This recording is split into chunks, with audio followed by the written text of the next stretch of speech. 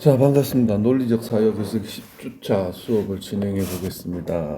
오늘은 보고서 작성 전략에 대해서 살펴보겠습니다. 그러니까 우리가 이제 대학 생활을 하면서 이제 굉장히 많은 보고서를 작성하게 됩니다. 이게 이제 뭐 리포터라고 해도 되고 아니면 그냥 뭐 과제라고 해도 되고 통칭해서 이제 보고서라고 얘기를 많이 하죠. 근데 이제 보고서를 작성하는데 이제 우리가 앞으로 이제 어떻게 작성해야 되는지, 그리고 그 작성하기 위한 기본적인 틀은 무엇인지, 그리고 좀 더 이제 좋은 보고서가 되기 위해서는 어떠한 형식들이 존재해야 되는지에 대해서 알아보도록 하겠습니다. 자, 먼저 오늘 살펴볼 거는 이제 대학에서 이제 보고서가 뭐냐, 그 보고서에 대한 이해, 그리고 이제 대학에서 쓰고 있는 보고서의 종류, 그리고 작성 전략, 그다음 작성 방법에 대해서 알아보겠습니다. 그리고 요거 이제 1강에서는 요거를 알아보고 2강에서는 이제 쉽게 얘기하면 대학에서 많이 존재하는 다양한 종류의 보고서를 살펴보는 시간을 가져보도록 하겠습니다. 그래서 1강과 요건 이제 2강쯤에 대해서 언저리에서 적절하게 잘라서 보도록 하겠습니다. 그래서 이 수업을 듣고 가능하면 이제 앞으로 남은 전공에 관련된 보고서들을 작성을 할 때 제가 항상 얘기하는 거는 이제 내용과 형식이 있다면 일단은 1학년 때는 내용도 내용이지만 일단 형식부터 잡아가 주는 게 이제 굉장히 좋습니다. 그래서 형식부터 한번 이제 그대로 따라가려고 하는 노력이 좀 필요하고요. 그 다음에 이제 그걸 통해서 이제 내용을 이제 추가할 수 있는 그런 노력들을 하신다면 보고서 작성에서 좋은 점수를 받을 수 있지 않나라는 생각을 하고 이런 이제 보고서 작성하는 연습들을 계속 익히면서 이제 글쓰기도 익히고 그 다음에 사회에 나가서도 논리적인 방향으로 글을 쓰는 이제 그런 연습들을 해보시는 것이 좋을 것 같습니다. 자, 그러면 본격적으로 가서 자, 대학교에서 이제 보고서는 뭐냐 그거부터 한번 확인을 해보자. 그러면 대학에서 이제 스님들이 이제 보고서를 내고 과제를 내고 뭐 리포트를 내는 그런 것들이 제일 많은 게 이제 학업 성취도 측면입니다. 그러니까 이제 학업 성취도에서 과연 이제 이 학생들이 얼마나 많은 학업 성취도를 이루었는지, 또한 이 학업 성취도에서 중요한 게 이제 스스로라는 거죠. 그러니까 스스로 이제 뭔가를 탐구할 수 있는 자세를 키우고 있느냐, 그걸 이제 확인하려고 하는 거고요. 두 번째는 이제 역시 이제 졸업 후에도 이제 어떻게 활용할 수 있느냐, 이거를. 그러니까 졸업 후에 대학교에서 썼던 보고서들을 바탕으로 쓰는 연습들을 바탕으로 이제 사회에 나가서도 그와 유사한 형태의 보고서, 그러니까 회사 내에서의 보고서죠. 그걸 쓸 수 있느냐, 그런 것들을 이제 한번 확인해 보는 작업이 되겠습니다. 자, 그렇다면 대학교에서 리포트는 뭐냐? 정식적으로 얘기하는 건 담당 교수가 수강생들한테 부과하는 과제를 이야기합니다. 이 과제라고 했을 때는 많은 친구들이 이제 고등학교 때의 그 형식들 수행평가라는 거를 하셨죠. 그거랑 유사하게 받아들이는데 절대 유사한 건 아닙니다. 왜냐하면 그 과제의 범주가 일반적인 고등학교에서 얘기하는 수행평가의 범주보다도 더 크고 넓고 하죠. 그리고 아니면 더 좁던가, 그러니까는 거시적인 측면에서 크게 보던가 아니면 미시적인 측면에서 좁게 보던가 둘 중에 하나입니다. 그래서 학생 스스로에게 조사, 연구 이런 거를 이제 하죠. 그래서 그걸 통해서 결국 학생들에게 스스로 뭔가를 이제 알게 하는, 흔히 얘기해서 지적 성취라는 거를 이제 터득하게 하기 위해서 부과하는 거죠. 그리고 이게 부과하는 요런 것들의 형태들이 점점 이제 늘어나거나 아니면 이제 경력이라고 이해하게 되죠. 쓰는 형태들이 자꾸 학습이 되면 이게 이제 어디가 되냐, 넓은 의미에서는 이제 논문 작성으로까지 이어지게 되어 있습니다. 그래서 나중에 지금은 이사 뭐 좀 이제 이른 감이 없지 않지만 대학교에서 이제 학부라고 흔히 얘기하죠. 1학년부터 4학년까지를 학부라고 이야기하고 그 다음에 이제 대학원 이렇게 나가죠. 그 학부에서 과제에 대한 연습들을 계속 하다 보면 대학원 간에서 이제 논문이라는 걸 작성할 수 있게 됩니다. 그래서 우리가 이제 과제를 할 때 제일 이제 문제가 되는 게 뒤에도 다시 한번 언급하겠지만 자료를 찾아서 그 자료에 해당하는 것들을 그냥 이제 마구잡이로 이제 집어넣게 되는 거죠. 마구잡이로 마구잡이로 쓰다 보면 결국은 이제 나중에는 뭐가 없냐면 자기의 생각이 없어지는 거죠. 그래서 결국 논문이라고 할 때는 비판적인 시각이나 아니면 독창적인 이야기 아니면 논리적인 사고의 틀이 있어야 되는데 이게 이제 학부 때 이런 것들에 대한 연습이 없으면 이제 석사나 박사 들어가서도 이제 헤매게 되는 거죠. 이제 또 뺏기게 되는 거고 그러다 보면 이제 제가 항상 얘기하는 거잖아요. 그러니까 이제 표절로부터 자유로울 수 없게 됩니다.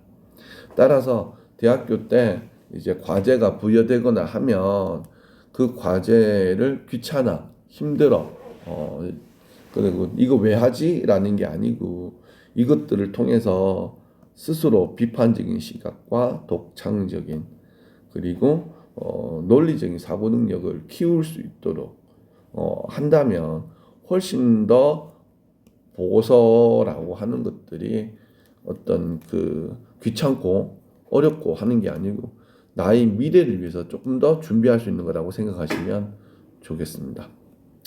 자, 이제 나중에 다시 2차 시에서 할 건데 보고서 유형에는 요약 보고서, 감상 보고서, 실험 보고서, 조사 답사 보고서 등이 있습니다.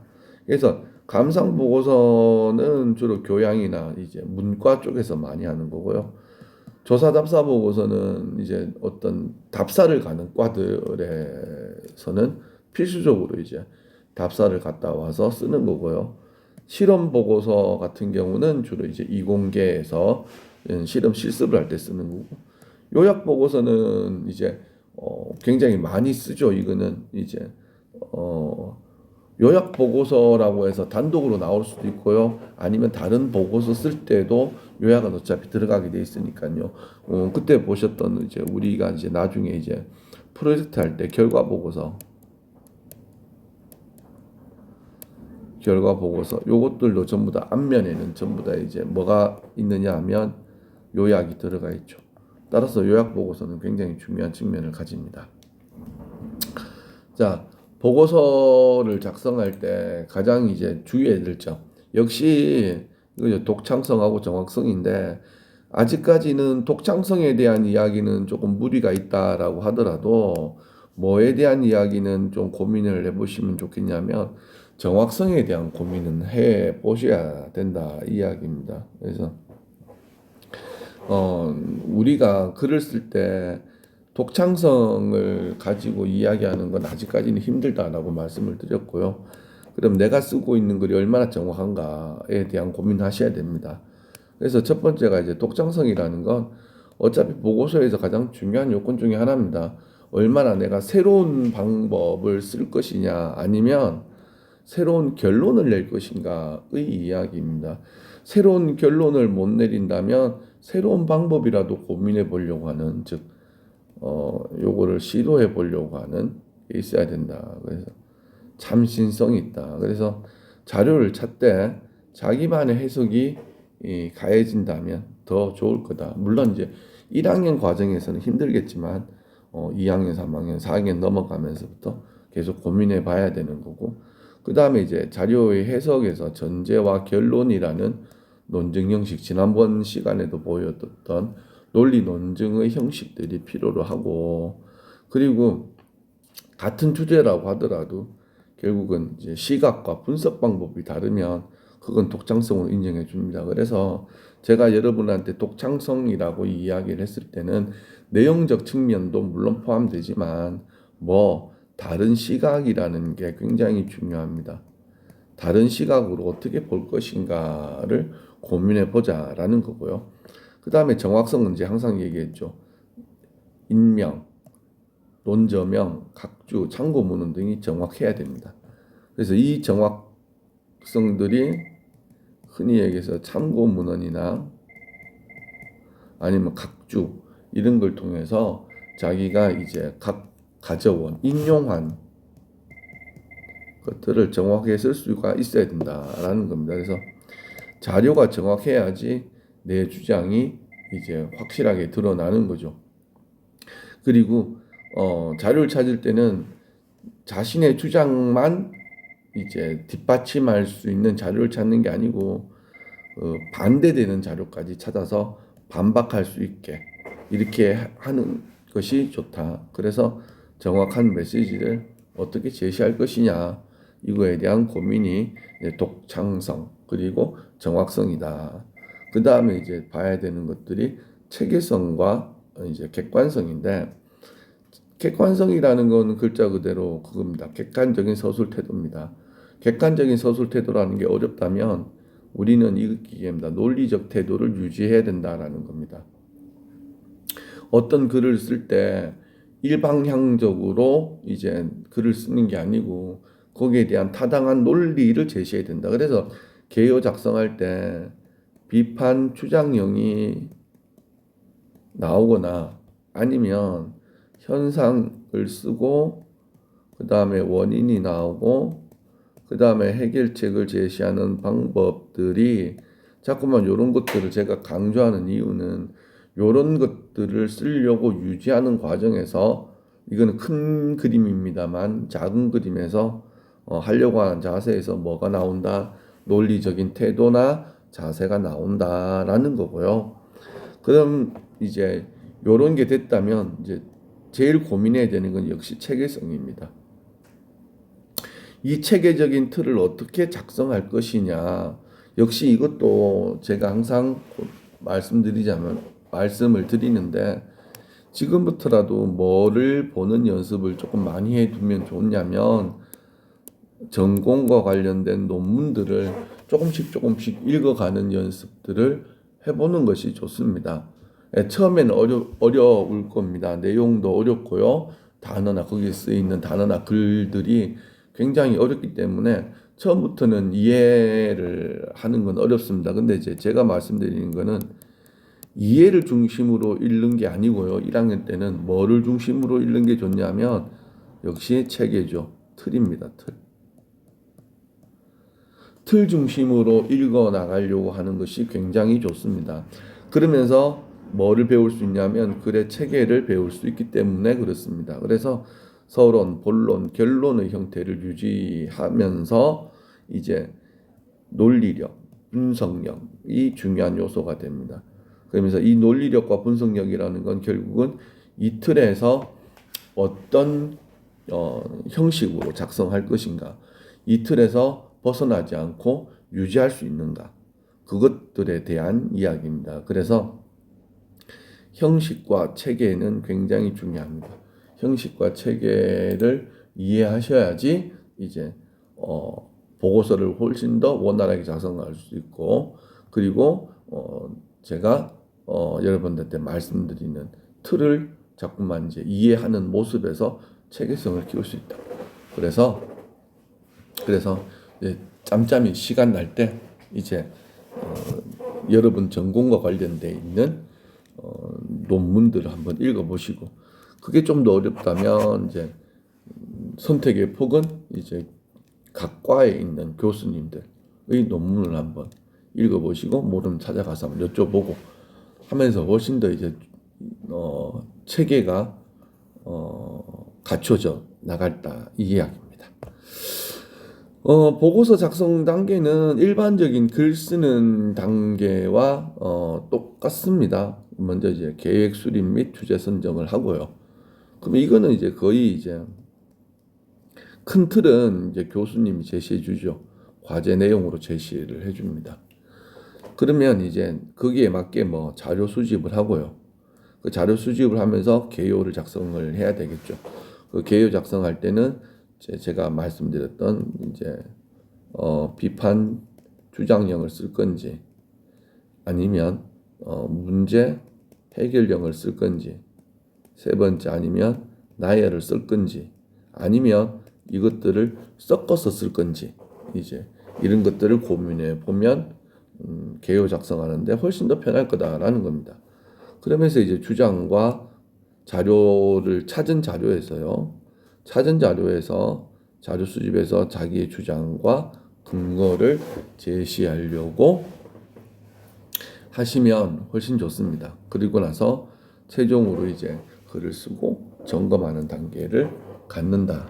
그게 이제 가장 기본적인 단계다라고 보시면 됩니다. 그러면 이제 요것들에 대해서 이제 하나씩 조금 더 이제 세분화시켜서 살펴보도록 하겠습니다. 먼저 이제 보고서를 작성할 때 제가 항상 글쓰기나 이런 거를 할 때 제일 중요한 거는 뭐냐면 자료의 수집과 활용입니다. 글이라고 하는 건 다시 한번 말씀드리지만 뭐다 머리에서 나오는 게 아니다. 글은 앞으로 우리가 써야 되는 글들은 머릿속에서 나오는 게 아니고 어디에서 나온다? 자료에서 나온다. 그러니까 훨씬 더 자료 수집을 얼마나 꼼꼼하게 할 것인가가 제일 중요하다. 근데 이제 자료를 찾을 때 어떻게 찾느냐 그게 이제 대두가 되죠. 그래서 지난번 시간에 얘기했던 이제 도서관에서 전자자료를 통해서 찾으면 훨씬 좋을 수도 있고요. 그게 너무 어렵다라고 한다면 좀 더 이제 정확이라는 말은 좀 그렇지만 폭넓게 찾으려고 한다면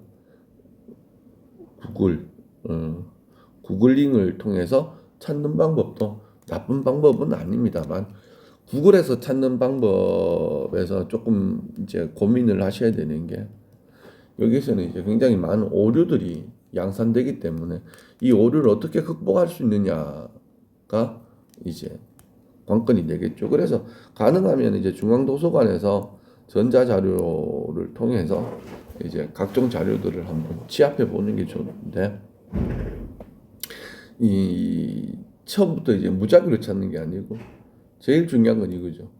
핵심어부터 한번 검색을 해보는 겁니다. 핵심어를 먼저 검색해보고 핵심어 즉 우리가 흔히 얘기하는 이제 키워드죠. 과제와 관련된 키워드들을 찾아보고 그 키워드에서 이제 검색을 하는 것이 가장 이제 간편한 방법이고요. 이 키워드들이 결국은 나중에 보고서 작성할 때 결과 보고서 보시면 알겠지만 요약 있고 맨 밑에 키워드 이렇게 쓰라고 맨 밑에 하단에 나와 있습니다.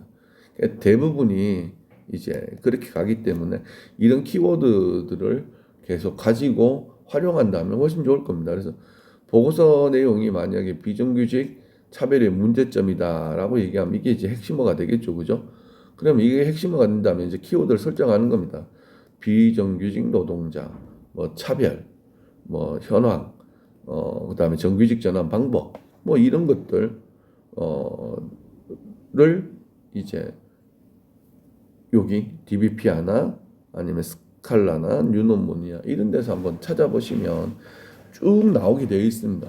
그래서 나오게 되면 그 다음부터가 문제인데요. 그 다음부터가 나오면 가능하면 이때부터 자료에 대한 정리를 꼼꼼하게 하셔야 됩니다. 제가 항상 얘기하는 것 중에 잔소리 하는 게 뭐냐면 자료를 어떻게 정리하느냐 그거 이제 자기만의 방법을 자꾸만 개발해야 됩니다. 제가 이제 석박사 친구들이 저에게 이제 제일 많이 묻는 방법 중에 제일 많이 묻는 것 중에 하나고요. 그리고 이제 제일 많이 이제 방법에 대해서 물어보는 것도 그겁니다. 이제 어떻게 하면 자료 정리를 잘해요라는 건데요. 이거는 어떻게 하는 게 제일 좋아요라고 얘기하면 저는 항상 이제 키워드별로 이제 구분을 해라라고 이야기하는데 그 방법 정리하는 방법에 대해서는 스스로가 이제 고민을 하셔야 됩니다. 스스로가 고민하셔서 정리를 하는 방법들을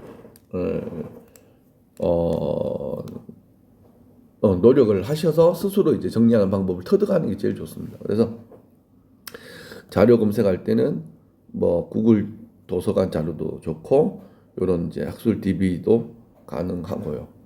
그 다음에 이제 이게 없으면 이제 list4u.net이라는 데가 있습니다. 이 국가기관에서 하는 건데 한번 말씀드렸죠.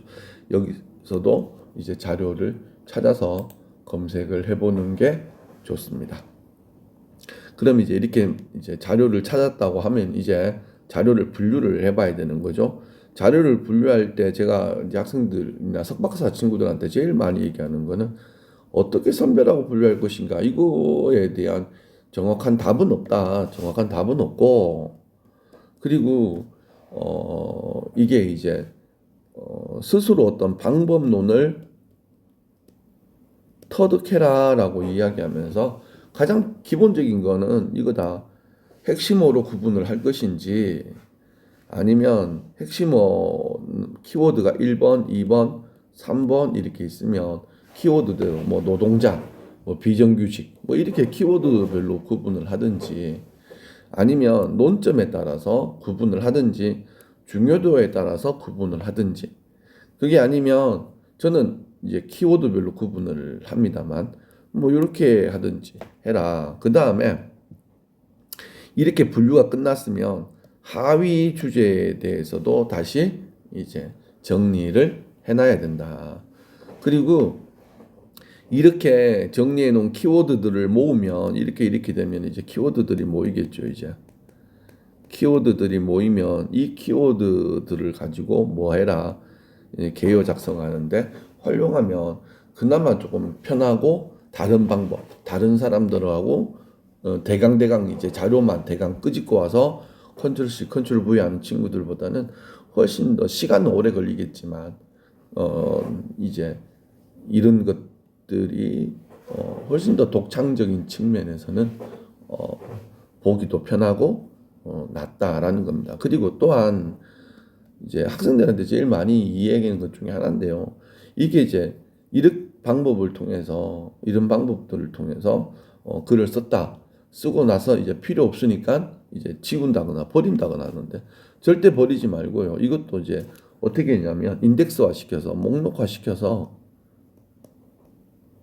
가지고 있으면 나중에 당장은 필요 없더라도 나중에라도 뭐 대학교 뭐 2, 3, 4학년 때 쓴다든지 아니면 실제로 이제 거기서도 사회에 나가서도 활용하는 친구들이 굉장히 많습니다. 그래서 지금 갖고 있는 자료들을 갖다 버리지 마시고 이제 나중에 이제 쓸 수 있게 다시 이제 인덱스화 시켜 놓아서 한다면 훨씬 더 좋은 이야기들을 할 수 있을 겁니다. 그래서 보고서의 논증 구조는 대부분 이렇게 되어 있습니다. 주장이 있고 이유가 있고 근거가 있어요. 거의 이제 요 틀 안에서는 벗어나지 않는다라고 보시면 돼요. 즉, 이 틀이 갖고 있다는 것이, 그러니까 문장 하나만 갖고 있으니까 이게 조금 그렇지만 이게 단락으로 본다면 이 구조는 안 벗어납니다. 그래서 내 주장 전환해야 된다. 그 다음에 이유는 사회 문제를 해결할 수 있다. 근거는 그 사회 문제의 삶의 질이 있기 때문이다. 이런 식으로 이제 하면 됩니다. 단 여기서 중요한 거는 근거 제시할 때는 항상 뭐가 근거할 때는 정확한 자료를 제시해 줘야 된다라는 겁니다. 즉 주장이라고 한다면 자신의 생각이겠죠. 자기의 생각이 압도적일 거고 그 이유도 역시 자기 생각에서 크게 벗어나지 않을 겁니다. 즉 얘들은 주장과 이유는 어느 정도는 뭐가 맞냐면 주관적인 견해들이 굉장히 많습니다. 근데 많은 친구들이 보고서를 쓸 때 잘못하고 있는 게 주장과 이유만 쓴다는 거죠.